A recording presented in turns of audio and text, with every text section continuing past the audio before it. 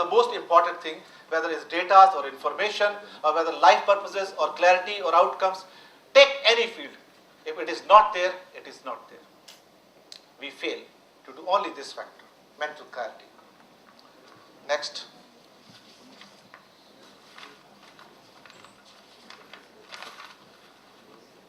एक और आगे. एक और. Yes.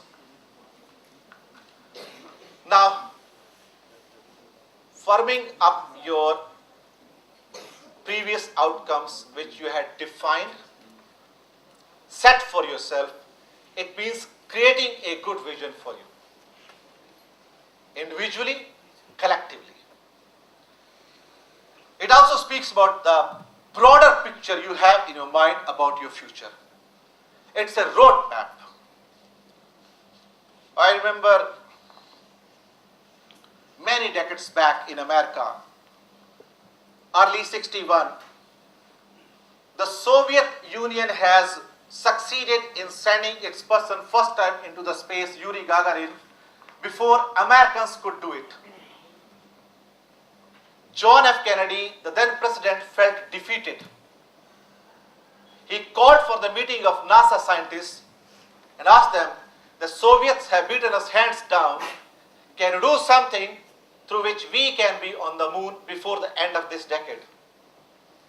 Now this vision was created, which is based on the rivalry between Soviet Union and United States of America in those days. The engineers said it's not possible. We cannot do it. Still, we have not succeeded in sending our person into the space. You are talking us to send our person onto the moon. But then, this man was made of sterner stuff. He said, nothing doing. You have to revise your mission. You have to revise your vision. Break the mental barrier and think that you can do it. It was his vision due to which America succeeded in sending its man to the moon in 1969, Apollo 11. Am I right? Yes or no? This was the vision, the broader picture. And if vision is not formed up, not concretized, I think our failure will begin here itself. Failure in all the life areas. Now this vision can be established in all the domains, whether it's a health or career or kids or spiritual setup or maybe your social setup and learning process. I don't know how many people go back to studies after a certain period of time. Young blocks studied up to 22, 23, 24, 25. Have you ever thought sometime going back to the schools after the age of 35 or 40? Will you think that you can go back to educational institutions for that purpose? Only with that purpose in the mind, more and more institutions all over the world in technical fields and in management fields are having the short programs. Management development programs, 6 months program, 4 weeks programs, 10 weeks programs for their executives to prepare them for the future challenges. And challenges are coming from the changes which are happening inside the society. And those challenges excite us. Either they kill us or we go with them at the higher pedestal of the life. When I speak about challenges in the various fields from the internal environment and external environment, it means what? That do we create enough courage inside us to face those challenges with the capacities we have got? India is a knowledge economy right now. America is going through subprime crisis. A kind of economic recession is taking place in USA. The growth rate has tumbled to 2 to 3%. In India, it's 8 to 9%. But slowly but surely, looking at the headlines, it's very clear that American crisis is now affecting Asian economies, slowly but surely. Rupee is going down, rather, comparing to the dollar, that is appreciating. Now at 39 rupees for a dollar. Previously it was to 45 rupees. Exporters are losing very heavily. They are unable to compete with Taiwan, Bangladesh and China. What can happen in these circumstances? When all the economies are interlinked and impact which they are having is having a grave implications for our economy. This is the challenge. And this will be the challenge for all kind of management experts and technocrats. That how can you come out with a product which is cost effective?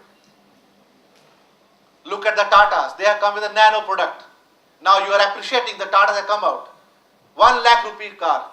But this 1 lakh rupee car is a result of a mental barrier being broken. This is also a result of the new challenges which are emerging. Look at the statements which are given by the auto majors all over the world. Be it Suzuki, the Ford Motors, Toyota, Honda, they all said $2,500 vehicle is not possible. This state of economy is unseen right now. But that's the challenge.